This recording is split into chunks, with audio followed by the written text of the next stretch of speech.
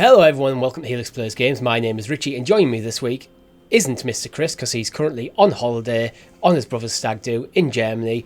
Hope you're having a great time and congratulations to his brother again for his upcoming wedding. We do have Mr. Rob. Rob, how are you? Hello. I'm doing very, very well, thank you. And to echo what you said, Chris, I hope you're listening to this with a hungover head and some level of regret. Oh, definitely. The regret is that it didn't go hard enough. Didn't power through. But I tell you what, we've got a great show lined up for you this week. We'll be discussing PlayStation exclusives coming to Xbox, Xbox coming to GeForce Now, and an update on Nicolas Cage. All that and much, much more on this week's XPass.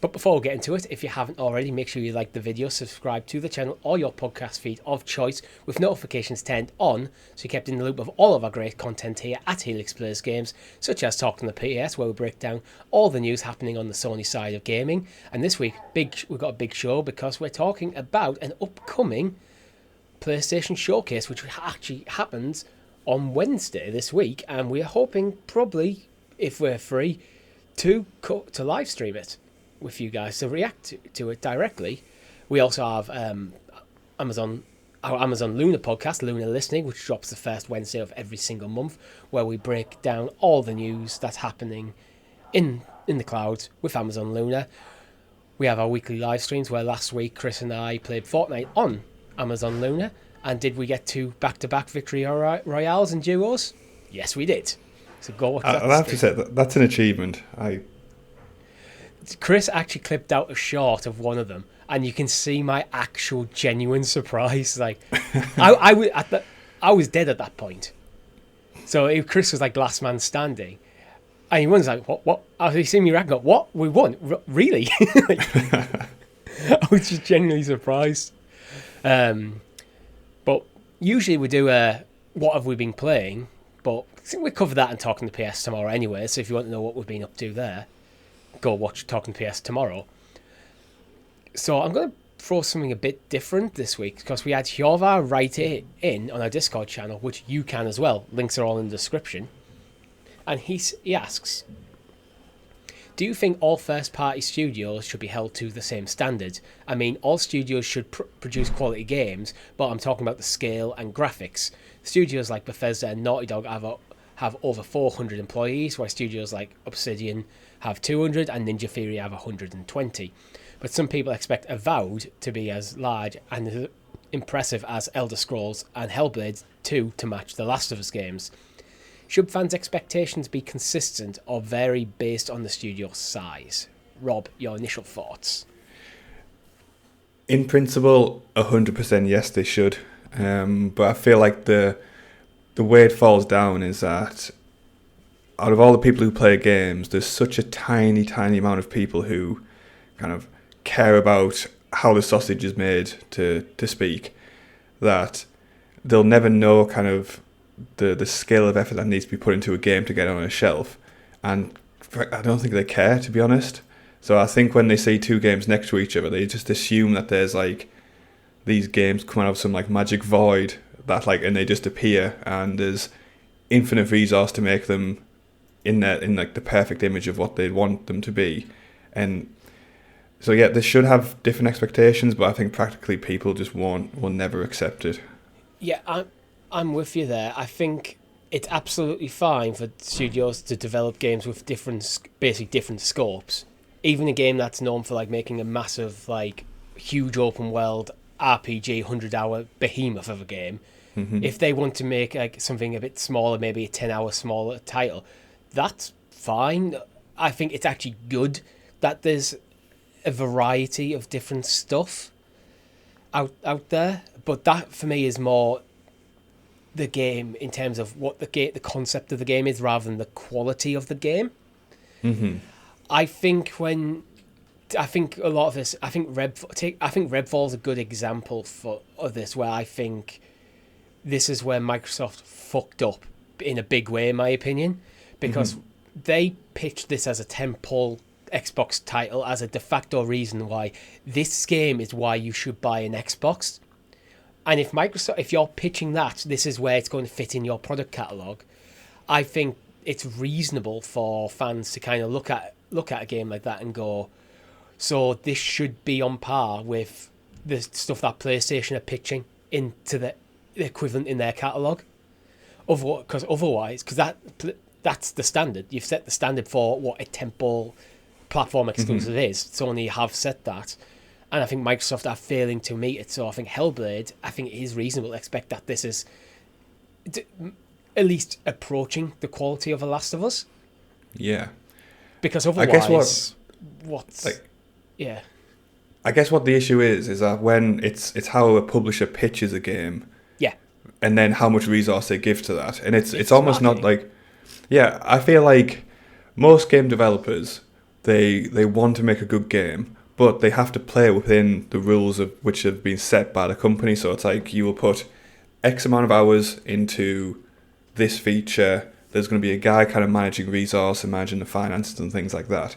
I think on an individual level, every single developer wants to make the best version of what they can, but they have to do that within like, what's the best version of this you can make in 5 hours, like this feature, for example. That's the reality of any software development, really. And it's that disconnect when a publisher says, this is going to be a big, massive title, and then they don't resource it properly. Yeah, that's when you get these issues. Well, I think. Yeah, this is what I said about Redfall, where I think if Redfall was pitched as like a $40 title, this is just going to be a Game Pass game. It's more going to be here's a fun experience that's just going to pad up the library a bit. I don't think it would have come under anywhere near the level of criticism. Oh, absolutely not. And you get down the flip side as well. That's not how it was pitched, and it's not how it was priced. Yeah. Like some of my absolute all-time favourite games, which I've put the most hours into, have been 7 Days to Die, which started off as, I think, 4 or 5 people making that. Bannerlord, that started off in like the Mountain Blade series. That started off as one person just doing that. And like those games are fantastic. But because I know like the story of the developers, I give them lots of passes on bugs and kind of stuff like that because, you know, it's like, well, especially with Bannerlord, I look at myself and I'm like, could I do this? And I'm like, fuck no, I couldn't. Yeah. So I give a lot of leeway for that, but most people won't know what goes into the game. That's the issue. Yeah. So the thing is, I think we're in a situation where at the moment, when it comes to first-party tentpole exclusive titles, that, as I said, I define these as these are getting pitched by the platform holder as the reasons why you should buy their box. Microsoft is in an unenviable situation where last generation Sony completely rewrote what the rule book for that is, the expectations. They raised the bar to such a high degree. Microsoft, I think, are suffering from that. And is it unfair? Yes. I think it is unfair for us to hold Microsoft to that. However, I think that is just the reality that they have to accept now, though. Yeah, the paradigm's shifted, hasn't it? Yeah. So only, as I said, they rewrote the rulebook, and like now Microsoft. So when things like Halo don't quite reach the quality that people were expecting, when Redfall is just, it's pitched as a tentpole title, but then just feels like it should just be a catalogue filler. And yeah, so things like Hellblade, it's not fair on the developers to hold something like The Last of Us or God of War as this is your target. You need to hit this level of quality. But that is how the industry is going to look at it. That is how consumers are going to look at it. So if Hellblade isn't approaching that level of quality, it's going to come under unfair levels of criticism.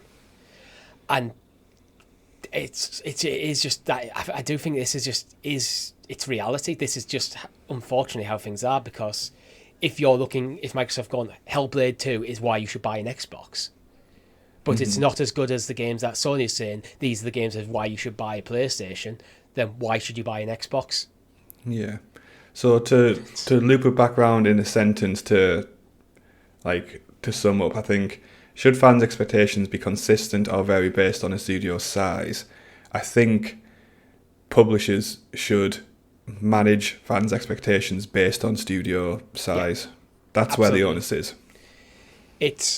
I think it's getting the marketing team to be fully aware of what the fans' expectations are for this game, as well as what the quality, what the experience of the game actually is. Well, I think Redfall, it's an easy example because it's recent. I think a perfect example of, well, actually Google Stadia in its entirety.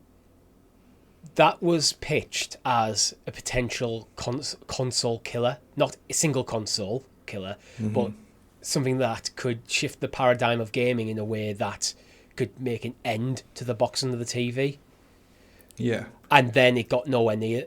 It got nowhere near that, and it got absolutely torn apart by the video game press. Yeah. Because and the thing is, like, I work in marketing, so like I know more than most. Like, if you give me a product, I'm gonna hype the shit out of it any way I can, because ultimately, like, But it can be a double-edged sword, though. If you overhype it, then underdeliver, then you lose trust. Oh yeah, but I work in marketing. That's not my problem. Yeah. Like, I'm there to, like, get the cash, like, sign moving, and then I don't know, PR or the game studio head can deal with the fallout. Like, that's just my job. If you look, I think this is where I think, like, for someone like Xbox, they kind of need this is unfortunately, this is probably Phil Spencer's job, where he kind of needs to balance that, but the need of getting this game, the immediate game hyped to a point where it's going to sell units, but also not overhyping it, managing the expectations so it doesn't harm the studio's credibility. Yeah, like, honestly, like, I hope none of my clients are watching and listening to this podcast, but like, some of the shit products, like, that come across my desk, which I have to then transform into something I Name them? No. But, like, I genuinely get excited by certain things, which I know, like, have no real value, but it is what it is. Yeah, so it's an interesting question, and to be honest, we could do probably a whole hour on this if we wanted to, but I think we'll leave it there. So yeah, I think realistically we should vary our expectations. However, I put the onus on the studio itself and the publishers to kind of set the expectations correctly. Yeah, 100% agreed. But Rob, would you like to introduce us to the excellently exuberant excavated Xbox expose, aka the news? The news. As always, our news is echoing the news. Our news is brought to you by our Helix Heroes, which you can join for as little as 99p over on the YouTube channel, youtube.com/Helix Plays Games, which gives you early access to shows, custom emojis, and much, much more. First news story of the week. PlayStation exclusives about to come to Xbox. Sort of. PlayStation exclusives Stray and Kena Bridge of Spirits are rumoured to be coming to Game Pass. I would love these titles on Game Pass. Like, I mean, Stray, like Kena Bridge of Spirits, I keep getting warned about from Chris. But I think they'd be great titles to conclude. Yeah, so these are actually third-party studios that were, well, they're basically both made by indie studios that had an exclusivity with Sony. But it looks like because the exclusivity is coming to an end, that they could come to Xbox and potentially Game Pass. I think Stray as well. Actually, to be honest, they're both like really good games. Kena didn't. I don't know what it was. Didn't quite. Kena should have been a very much a Richie ass game as someone who likes his traditional Zelda experiences. But I think I fell off it a bit. I think it is quite a difficult game, and I think I got a bit frustrated in a few boss fights and just threw in the towel on that game probably a bit too early. Yeah, but the crazy thing is, like, it passed by me who kind of likes those styles of games. Yeah. Like, so if it's coming to Game Pass, God, that would be such a nice win for me. Potentially coming. There's nothing Yeah. concrete in the rumours that say it's coming to Game Pass. It makes sense though, doesn't it? It's like it's got past this like initial launch window. It's like the hype's kind of been around it. I think they'd just be relatively good titles to go straight to Game Pass. Yeah, and so that's keener. With Stray is one of them. Like this is a smaller title that I think that was executed incredibly well. Oh yeah. And well, actually, it might even be up in the YouTube video as we're talking. But Chris and I, we both completed we raced this game. We did a head-to-head live stream where there's a speedrun trophy where I think you have to complete the game in like something like under 3 hours. Yeah. Didn't you win that, by the way, as well? Oh yeah, easily. Yeah, that's why you brought it up, isn't it? Well, no, actually, it's one of the most like unique pieces of content we've actually done because it's a split screen. You can see both Chris and I both going for the trophy at the same time. So it's kind of a unique piece of Helix Plays Games content. So if you haven't watched that, please do. It was really fun to do something like that. It's like I've always thought we could do something more like that, like a head-to-head thing, but it just would require the right game. Mm-hmm. I've even talked to Chris about potentially doing something like that for like Uncharted, but I think he'd kick my ass. I don't think that wouldn't be close. I think I could take him on Uncharted maybe. Yeah. With Stray was one of them. There was a realistic expectation where we'd probably be about as good as each other. Yeah, and the time of doing it fit nicely with like the length of a live stream. So I was like, yeah, because that came about because Chris was going to just do a live stream to get the IMSP trophy on stream. Mm-hmm. And I went, well, I just basically challenged him to it. So we set up so you get it split screen. Nice. But yeah, I think these will both be fantastic titles to come to Xbox, even if they don't come to Game Pass. But I think it's one of them where if they come to Game Pass, you're going to get more hands on them, more eyes on them. Mm-hmm. And it could be both for them. Both from small development studios. They've probably already made the money. So if it comes to Game Pass, that initial bag of cash that Microsoft would dump on the lap would probably be more beneficial to them than just the slow trickle of sales that they'd get.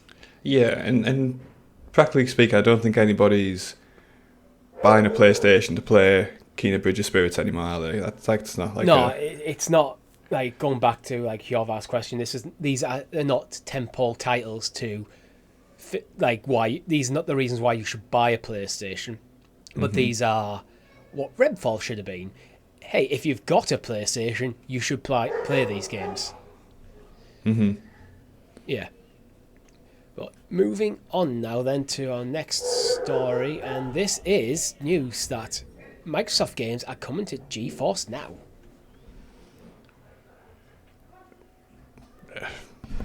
Do you feel like any of the barriers that kind of used to exist with kind of titles being sacred to one platform are just kind of gone now? I think that's very much the play Microsoft are going with, because in Phil Spencer's own words, they lost the last console generation. Mm-hmm. So I think this generation, what they're trying to do is, well, we lost the battle, so let's just end the war. Yeah. like 4D chess thinking right there, isn't it? Yeah, we're not going to like compete with Sony. What we're going to do is we're going to go in a complete different direction with things, which I think is healthy for the industry, actually. Yeah, 100%. And, well, Microsoft don't seem to care where you play their games anymore, as long as you're playing their games. Mm-hmm. Which is problematic when their games aren't stacking up at the moment. Yeah. But, yeah. I mean, this came about from the 10-year deal that they clearly signed to try and get the Activision Blizzard King deal over the line. But, so it seems to be starting with Gears. You know what? Gears is a franchise very close to my heart as well. And it's one of the reasons I actually bought an Xbox 360 back in the day. Do you remember the original Gears of War trailer, which had the Mad World song? And it was actually, as someone who's only recently got involved in the Xbox ecosystem, Gears is one of them things I hear the title chucked around a lot, but until like we started XPass, I never had a concrete vision in my mind of what Gears actually was. Well, no, it came out as a super, super strong franchise, and then I think it really did suffer because it was restricted to Microsoft during like the last generation, which, less said about that, the better, really. So the fact it's branching out into other platforms, I think, is just overall good in every respect of the word. Yeah, it makes it more accessible, makes it, in a way. These are the PC variants of the games, which, to be fair, I don't think it matters that much anymore in the Xbox ecosystem. The other games coming are Deathloop, which is actually Deathloop, first game I ever played on my Xbox Series S. Yeah, really, yeah. It's really fun. It's a really fun game, but it suffers from ZeniMax-itis, as I'm going to refer to it, where every game from like the ZeniMax studio, like family, from like the first and they all feel quite samey a bit, and it's like, yeah, this is fun, and I would have absolutely loved this game 10 years ago. But they're just not the style of games that I'm currently into. I'm sure I'll come back around to stuff like that, but it's Grounded, we streamed that really cool game. If you want to get shrunken down, Honey, I Shrunk the Kids, chuck them in the garden, now build a castle made out of leaves. And that seems like a weird concept for a game, but it is actually really fun in that kind of... It's a survival game, so if you like something like Valheim and you want to like a different take on something like that, Grounded could be really cool, fighting bugs and insects and stuff, exploring the garden. And Pentiment, which is a smaller... I think that was from Obsidian and got quite well critically acclaimed. So decent, yeah, I remember it talks about that. Yeah, so a decent library there to come. And this is the beginning. All these are coming the 25th of May, so coming this week. Yeah, it's important to say this is the start of I feel like a swell as opposed to a one-off event, isn't it? This is the first of... I mean, we kind of discussed that, these 10-year deals, we were kind of like, Chris especially was like, you're like signing contracts for stuff you don't own, but this is obviously, clearly, they're thinking more than just the Activision Blizzard King deal. Oh, yeah. Even if the deals have probably conceptually came from a way to get that over the line. I think what they maybe learned a lesson not to kind of put all the money on Red, so to speak. Well, talking about putting the money on Red, I think they signed a similar deal with Nintendo. It's not that weird. It wouldn't be that weird for the same library of games to get announced to come to the Switch. No, they're not particularly like kind of resource heavy games in the way like kind of like the first gen stuff is and stuff like that. So yeah, why not? Well, there'd have to be, I think, some development done to get these ported to the Switch. Of course, yeah. However, the Switch, Nintendo have dipped the toe in the cloud gaming thing. I think controls on the Switch running through the cloud. In fact, Nintendo's online offerings, like the NES, the SNES, the N64, all that is cloud-based. Mm-hmm. So things like Deathloop, Grounded, Pentiment, and Gears 5, they could just go, you know what, we're going to run it through the cloud. Yeah, and completely sidesteps the hardware issue, right? Well, not entirely, because I think the network card on the Switch is great. Oh, right. So it doesn't matter how good actual underlying streaming tech is if like the device you're playing on it has a poor connection. Maybe they can bring out like a wired expansion for the Switch. I can't remember off the top of my head, even though my Switch dock is behind me.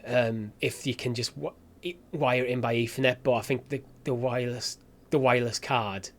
But even then, that's all running through like the same USB, so you'd be handling display and internet all the way through the same USB-C connection. So that could, even if you had it Etherneted in, could potentially be a bottleneck in there. So Nintendo bring out a new Switch. Yeah, bring out a new summary Switch of this conversation. Yeah, I mean, it's a bit of a sidetrack, but I think it's the wireless card in the Switch is one of the things that makes Nintendo's online offering in general kind of problematic. I know people have complained about it in things like Smash Bros. And Mario Kart and stuff, where sometimes it's just not as good as it could be. It's just like a non-starter, isn't it, for the entire cloud service? Yeah, but that aside, Xbox Series S and X have passed 2 million units sold in the UK. Good. I do wonder how many of these are on the All Access plan. Because I assume that counts in the figures, right? Yeah, I mean, the All Access plan is ran through Klarna, so it's financed. So Microsoft have got all the money. It's paid. It's paid for. I'm in debt to Klarna. Like, that's how it works. Like, so it is a sale. Like, it's realistically, it's no different than putting it on a credit card. Yeah, You're just true. using a different service to finance it. So it's a nice little kind of milestone to hit. One interesting thing, which I saw like a lot of people talking about when this news story hit and kind of like discussing, is for anybody who's not in the UK, we have a chain of stores called CEX, which kind of do like essentially it's a pawn shop for focus on games and entertainment. Now, weirdly enough, they've stopped accepting Model S Xboxes on trade-in, which is kind of an interesting point. So I don't know if like a lot of people are buying them and then kind of, I don't know, hitting like a wall with them or something. My assumption there would be they're struggling to shift the stock they have. Yeah, but also again a lot of stock. Again, people trading them in as well would be my take. So, like, I'm going to be honest, my Series S has kind of been demoted to a streaming box. If I didn't need it at all, I probably wouldn't have it. But it's a fact that like you can't kind of stream for cloud very well, can you? So it is a Game Pass machine for me. Well, I mean, I bought it as a Game Pass machine. That is literally the reason I own one. Mm-hmm. Because I already had a PS5, so my PS5... It's why I went for the Series S and not the X. Because for third-party titles, where I want as much power behind the platform as I can, I'm going to play it on my PS5. Mm-hmm. For Sony exclusives, obviously PS5. So it's only going to be, realistically, Microsoft exclusives that I'm playing on that console. Yeah. So the question is then, do you think that like the Series S and X hitting this kind of milestone, do you think it's down to the consoles themselves, or do you think it's down to the strength of Game Pass? We should say like this. It took 128 weeks to get to this past the 2 million milestone. PlayStation 5 took 98 weeks. Just these numbers for context: Xbox 360 took 110. Xbox One took 104, so it's a little bit slower than previous offerings, but not by any terrifying margins. Mm-hmm. I think I could see a situation where some people are buying the Series S, getting buyer's remorse, trading in, and getting the Series X. I've had this similar thought in my head, because the onboard storage on the S is... I hit it a lot of the times. Like, I'll download a new title from Game Pass, and then like I sometimes struggle to make room on the Series S, I have to say. Yeah. In some ways, where I think the Series S for me is a double-edged sword for Microsoft, because in one way it makes gaming much more accessible by being able to cut down on the price of the box, which makes it easier for people to buy. But on the other side of it is games now have to be developed for the less powerful console as the baseline, which could potentially hold titles back. Yeah, definitely. Yeah. I'm glad they did it for my personal use, because it meant I didn't have to buy a Series X, so I saved like a couple of £100 in buying the Series S. As my Game Pass box, and with the PS5 being probably my primary way of playing games, my Switch being my Nintendo exclusive box, so I didn't want to spend a huge sum of money again. Mm-hmm. I don't know. I think a lot of it comes down to Hjorvar's questions, like what are the games? I think if you're looking at the games, why is the Series S and X lagging behind previous generations of console? Although I don't think the numbers are that extreme. It's a couple of weeks behind. Mm-hmm. I think it comes down to games. Game Pass itself is a great platform But it comes back as in Hjorvar's question. I mentioned tentpole titles, the reasons to buy a platform. What are they for this generation of Xbox? Yeah, true. Like, I personally think a lot of people are buying like the S on kind of for Game Pass, and then like I've really hammered the Game Pass library over the past how long have I had it now? Like 6 months, give or take. And I'm getting to the point where like nothing significant is topping it up, to the point where like my Xbox is getting a bit neglected. Like obviously like I'm moving and stuff, so that always like sucks away time. But I do feel like, yeah, as you say, it all comes back to the titles, doesn't it?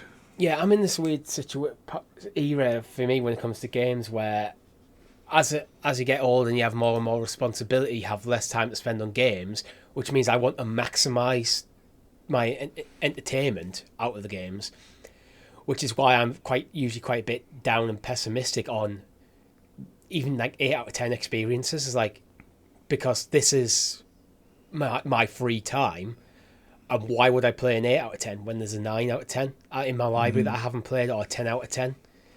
And Game Pass for me at the moment is 7. It's brilliant to have this huge broad library, and there's tons of stuff in. I've just jumped in for a single evening when you just want I just want to play something. I just want to shoot something for a bit, so I might jump into something like a Halo. But they rarely grip me in the way of like Zelda is, the way that Octopath has, the way that Hogwarts Legacy has, and all them titles I've played on other platforms. So Game Pass is providing great value, but I'm not looking at the moment. I'm personally looking for quality above all else. I'm happy to buy just a handful of games a year if they're really good. Yeah, that's fair. But as a streamer, love it. Oh yeah, absolutely love it as a stream. So that is a duality of me. Like, YouTuber having a huge broad library of games means there's always something new and interesting I can just showcase on the stream. So if we're ever stuck for what the stream, or I can just look at my Game Pass live and go, we'll do that, like we did with Valheim. Like, hey, it's just a title, let's just go for it. But in my own personal time, I'm more the single player 100-hour experience sort of gamer. Yeah. So in short, congratulations Xbox on passing your mark. Yeah. Get some good games out, please. But do you know what could actually get me playing my Xbox in one of these big 100-hour experiences? Let me know. There's a rumoured remake of Persona 3 happening potentially at Xbox Showcase next month. This seems right up your street. Oh, 100%. I love Persona 5. Persona 5 is a 100-hour game which I completed twice. Which, there's not many titles that can take that kind of I have the platinum in it. I haven't played Persona 5 Royale, actually. Which is Persona... It must be a true Persona fan, 5, Richie. It's Persona 5 with more game. Simply because I didn't have it, and I've played enough Persona 5 to, like, I don't want to go back to it anytime soon. If I was to go back and replay Persona 5 again, then I would play Real Box. Yeah, fair. So, for someone like me who has next to no experience with Persona games, where's Persona 3 in, like, the generations? So, Persona 3, I think, was PSP. Okay. In fact, it's on Game Pass. The original Persona 3 is on Game Pass. I have a first look on the channel. Okay. It's aged a bit. You can see, when I played it, I could see some of the design concepts that carried through to Persona 5, but you can see how far the game's come. So gotcha. Persona 5 is like, it's a combination between a dating sim and a traditional JRPG, and it's based on this like calendar system. So every day you get so many actions, you can interact with your party members, or you can go into the dungeons or that kind of stuff. You have to basically make your choice how you're going to spend that day. Are you going to spend the day in the library studying to boost your intelligence stats? Are you going to go on a date with one of your party members and to improve like your relationship with them, which can have then knock-on effects into how your party responds when you're in a battle. Persona 3 Gotcha. is kind of like that, but rather than like having control of your character in a 3D space, walking around the different like areas, like whether you're going through like the underground in Tokyo or around the school or going into the dungeon itself, it's largely point and click. Right, okay, got you. Apart from when you're in dungeon, from what I've played. So Persona 3 Remake seems like a smart move for a game that is, from what I understand, because Persona 5 is the only one I've really played in any depth, is quite lauded quite well by the hardcore Persona fan base. Right, got you. Okay. I mean, it'll be great to get a remake of it. Oh, absolutely. Yeah. And I think it'd be a great, actually, like, flex for Xbox to actually have it at an Xbox showcase. Mm-hmm. Because, as I said, this was a PSP game. Like, the Persona games are almost synonymous in my mind with PlayStation. Again, it's just those barriers breaking. Yeah. Like we said. And it's expanding the catalogue of Microsoft to include different genres of games. So I really hope these rumours are true. I do need to go back and play the Persona 3 and 4. But I think if this rumour is true, I think I would rather wait for the remake of Persona 3 rather than play the old version. Yeah, just do another playthrough of number 5, Richie. Yeah, I'm okay. Break that 300-hour barrier. I think I've been brought up loads of times that I think it's time for like a Persona 6, but this could also fill that gap, the same gap that I'm looking for, and then they could take more time on a Persona 6. But let's moving on to Mortal Kombat 1, which is the actual name. So, Rob, is this the first game to actually have 1 in its title? I mean, you got the Xbox One, I guess. Not a game, and also not the first Xbox. I know we refer to a lot of games as 1, like Sonic 1 for the original Sonic the Hedgehog. But this is actually called Mortal Kombat 1. Is there no titles which have like kind of, I don't know, like title colon like day 1 or something like that? Does that count? Maybe. I can't think of one. Yeah, I can't think of one. Anyway, that's kind of like a bit of a side thought I had while I was writing the show. But so Mortal Kombat 1, it's basically they're rebooting the entire Mortal Kombat franchise. It's due out September the 19th this year. But to be honest, I kind of like them calling it 1 as a reboot of the franchise. Yeah, I don't mind it, because when you think like Mortal Kombat's been going for, Jesus, like since the dawn of gaming, basically, right?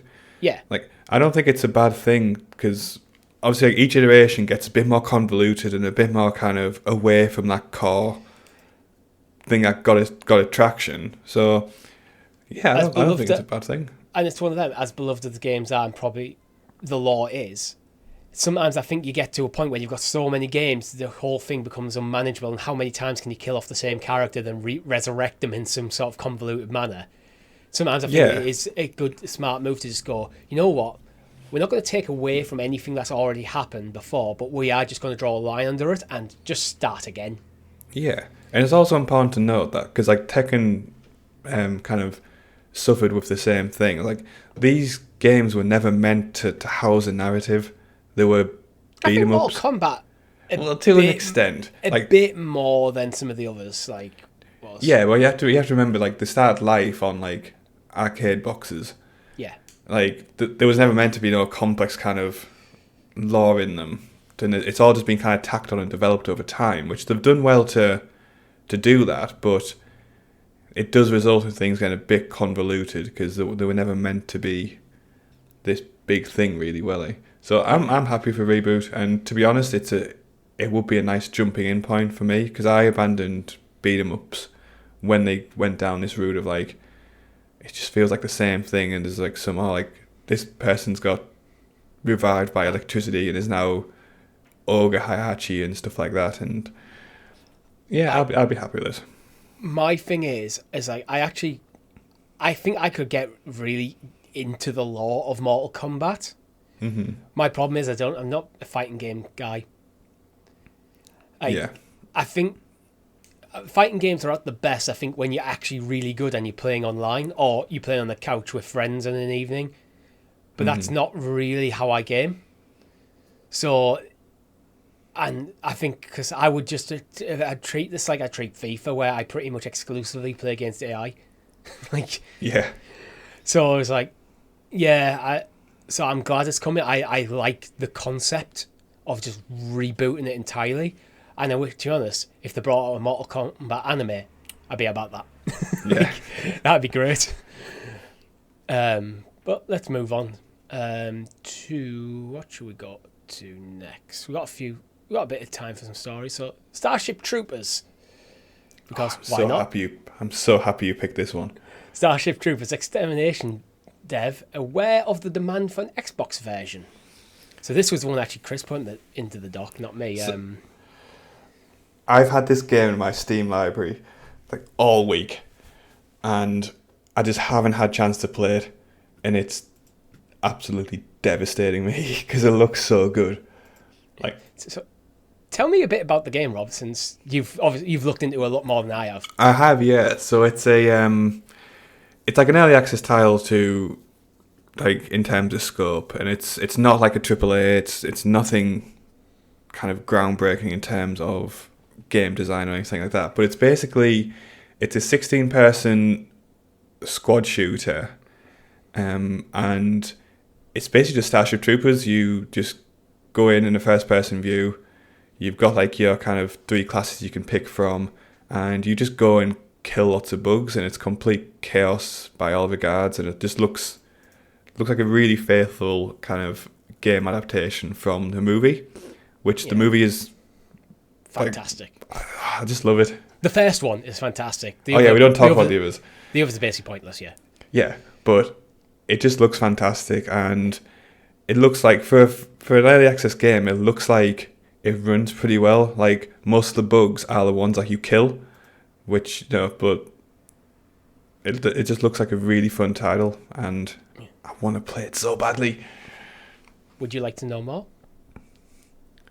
Yes, apparently there is demand that it's coming to Xbox. I think the workaround, but the... Yeah, to quote the developer who answered in an FAQ, the developers are Off-World Industries.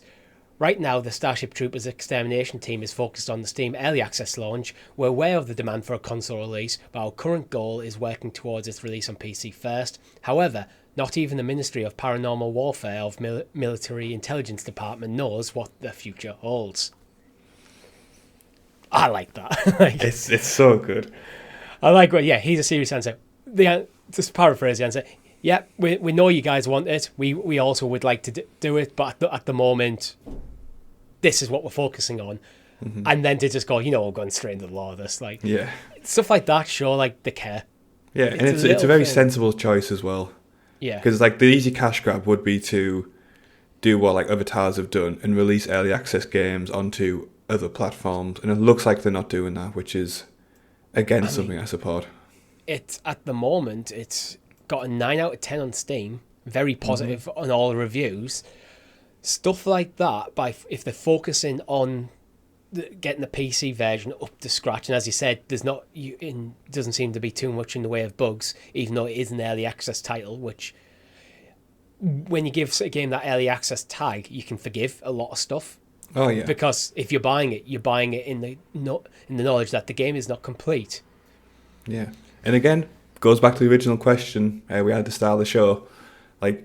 This isn't a big studio making this game. It's not pitched as a tentpole title. It's not $70. It's £20.99 on Steam right now. Yeah. And the most bugs it has are the ones that you need to exterminate on screen. Yeah, so this back to Hjorvar's questions. This is one where I think it's pitched right. It's priced actually probably a bit cheap. Mm-hmm. From what you're saying and the reaction, I think they could have put another 10 on that. Oh yeah. I guess there's always the question: does this franchise still have legs after how old's the game now? The movie, God. sorry. Oh God, it's like, was it 90s? Yeah, so it's like, And you have to. I think as well, part of the pricing might be with the idea that this is a 16-person co-op shooter, which would therefore requires a decent sized user base. yeah. So you don't want to price people up the market. You want to price people in a way to give it a chance. So they might be undervaluing the game to guarantee that they get the player base there.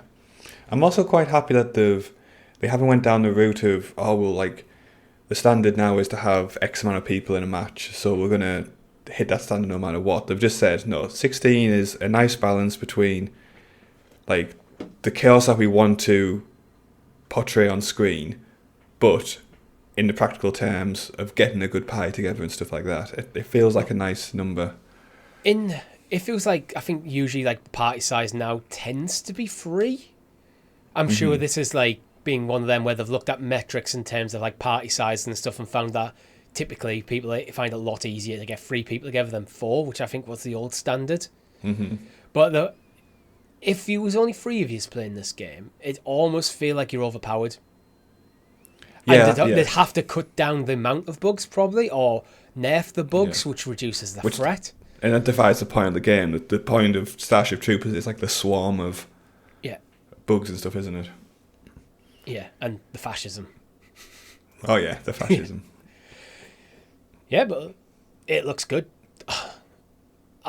You know what? I hope this does. I want. You know what? I'm being greedy here. I want this to come to Game Pass.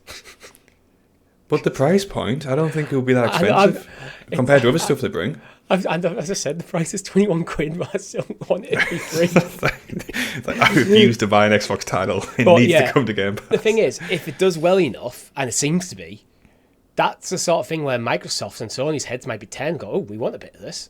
We could add this to the library. Sony especially trying to maximise, get some more like studios in to do like multiplayer experiences.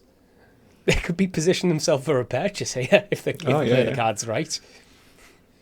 But yeah. They might not want to do. They might want to say, nah, we're just going to stay independent. So just...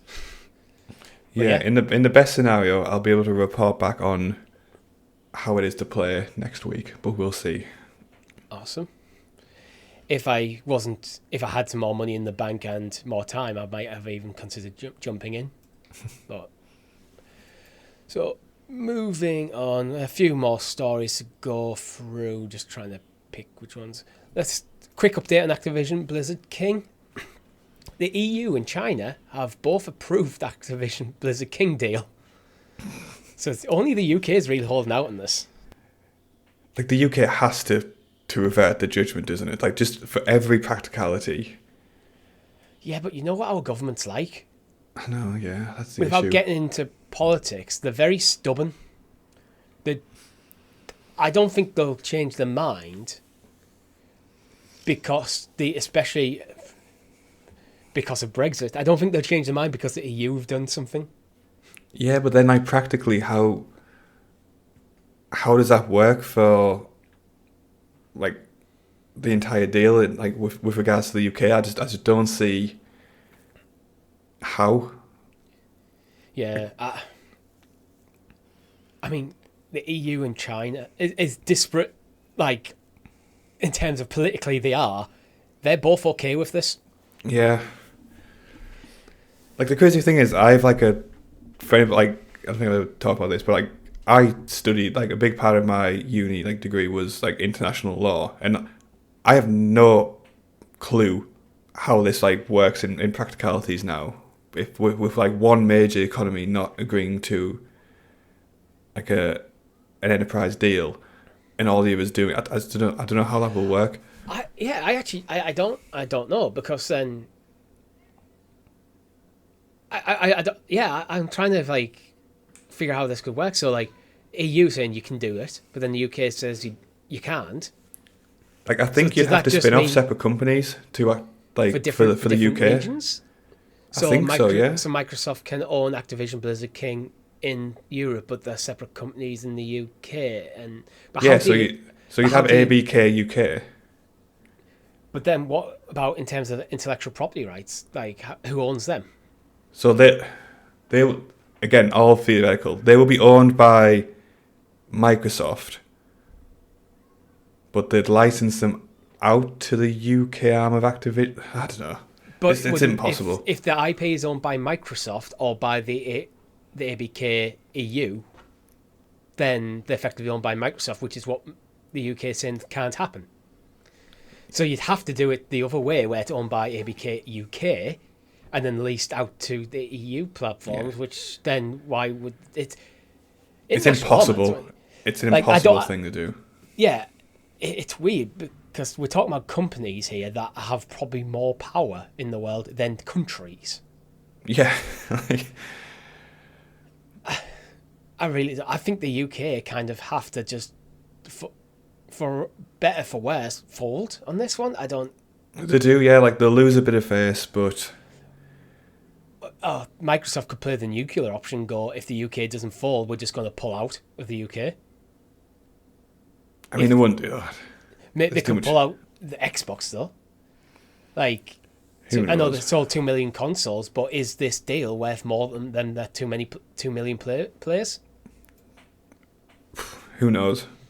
I don't know. Like, let us know in the comments if you have any bloody idea how this could work, because we clearly don't. Yeah, we're just asking for some like exceptionally talented international companies expert to come along and be like, oh yeah, I'll just write this out. Yeah. Then someone from Microsoft sees and it's like, oh okay, we'll just copy and paste that. Thank you. Yeah. And moving on now to one. To be honest, I've decided this story is now just in the show purely because when Chris added it, this is another one that Chris added to the doc. I can't not put it in because what he's wrote as the topic is, who cleans a pineapple under the sea? Who does clean a pineapple under the sea? Well, you can if you want. This is the news that SpongeBob SquarePants is coming to Power Wash Simulator. All right. Like, I want to talk about this from a physics point of view, Rob. So, can you explain to the people listening how you can power wash something that is under the sea? I mean, technically, it would work fine because it's the pressure that is moving the dirt. It's not the water. Yeah. So you're right, actually. Yeah. It's like, I guess it's like kind of welding underwater. As long as you can kind of keep the pressure going, it would work just fine. It'll be a bit weaker, I imagine. I have no idea, to be honest. I study physics. It would be weaker because of like the water pressure would like the forces on it. But I wonder if the game's going to account for all these things. Yeah.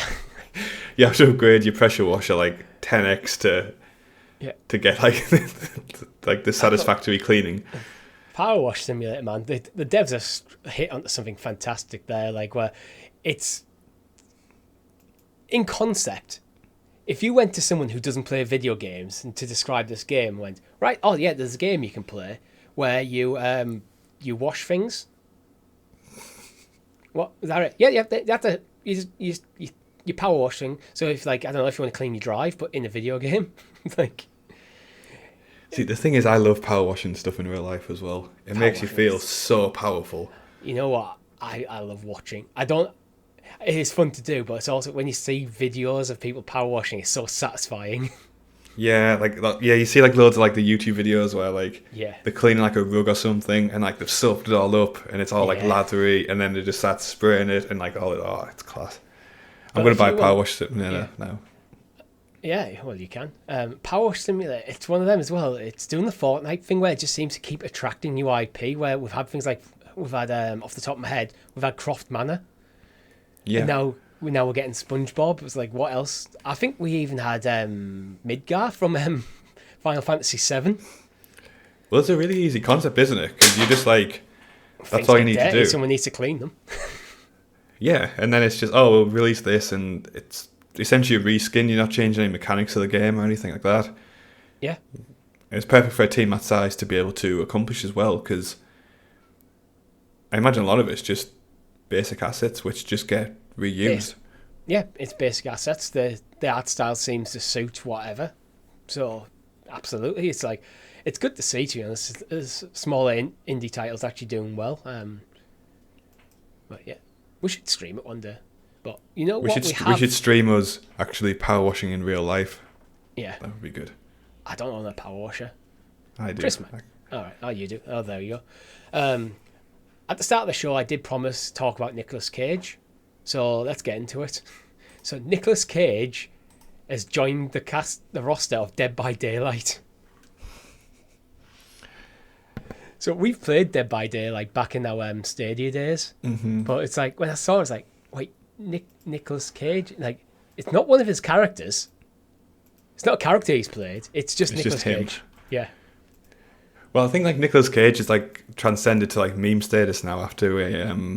Did you ever watch the movie The Unbearable Weight of Massive Talent? No, I didn't. That's basically just him being him in a movie with Pedro Pascal, and I think that he's just kind of cashing in on like the peak of that at the moment. Which fair play to him. Yeah. Reading from a pure Xbox article on the story. After countless awards and over 100 movies shot across the globe, 100 movies, man, that's a lot. Nicolas Cage had seen it all and done it all, or so he thought. While on set filming the role of a lifetime, his performance summoned the entity, a malevolent being of incomprehensible power. Which isn't that just Nicolas Cage? Yes. The actor soon found himself cast in otherworldly fog, forced to survive a host of terrifying killers, deadlier than even the most scathing film critic. Learn more about Nick Cage's arrival on Dead by Daylight on July the 5th. Like, I love this. It's just a story I found like, oh yes, that's a good one. And Rob has frozen. Internet providers, man, they need to get their shit together. Literally. So I think I'm just going to leave this bit in actually, because it's like an hour into the podcast. So like, if you're listening this long, you deserve to hear this rant. Rob has a weird issue in his current property. Don't know if it'll happen in your new one. It doesn't have checked. At 1 o'clock every day, his internet just cuts out, and that's literally just what happened to us. Like, bang on. I saw you froze. Looked down at the time, and it was 1. The thing is, I've rotated out 3 different routers and 3 different like kind of tech solutions to it. And always the same. You add in you're with Virgin Media, aren't you? Mm-hmm. Yeah, so me and Chris as well. And Chris's internet struggles are very well documented. And even me on now Amazon Luna stream last week, everything went to shit. It's just bad, isn't it? It's like, you have one job, internet provider, provide internet. Yeah. Luckily, my new place has fibre into the apartment, which is very nice. And honestly, considering how much money people pay for internet and how much it is a basic utility now, is like, get your shit together. Like, yes, please. Seriously. Especially Virgin Media. Yeah. Well, to be fair, I think as soon as possible, I'm probably moving away from Virgin Media. At the moment, I can't get anyone else in terms of fibre to my property. Mm-hmm. But there's I think City Fibre. I've got plans for my like housing estate, so waiting for that. Yeah, so fuck you, Virgin. That's what we're saying. Anyway, let's round up the show by just going through a couple of games coming to Game Pass. So the games we have coming are FIFA 23, which we covered last week. Mm-hmm. Eastern Exorcist, Ghost Law, Planet of Lana, Cassette Beasts Console Edition, Massive Chalice, Railway Empire 2, Chicory, A Colourful Tale. All these are coming next week. Rob, is there any of them you want to go into more detail? I think, was it Massive Chalice that got you there? Just why is it called Massive Chalice? Right, Massive Chalice. When I find it. Massive Chalice is a tactical strategy game set on an epic timeline from Double Fine Productions. As the immortal ruler of the nation, you'll take command of its heroes, forge heroic marriages to strengthen your bloodlines, and battle a mysterious enemy known as the Cadence in a 300-year war. That sounds like something you might be into, actually. Actually, yeah, but I thought you were going to say like the mystery, like evil, the Massive Chalice. It's like, I didn't know where that came into the mix. Honestly, as soon as I started reading, Massive Chalice is a tactical strategy game. It's like, is it? Yeah, it sounds alright, actually. Yeah. Despite the name. Well, it's coming to Game Pass on the 25th. I think it's the word massive. The word massive in a game just... Like, I don't know. Like, should we call this game Fine, Chalice? No, we should call it some Massive Chalice. Double Fine's done some cool stuff, so you can probably expect it's actually going to be a decent game, but it's just like the name Massive Chalice. Maybe we'll check that out, who knows? Yeah, I think you should. I mean, it's on Game Pass, so why not?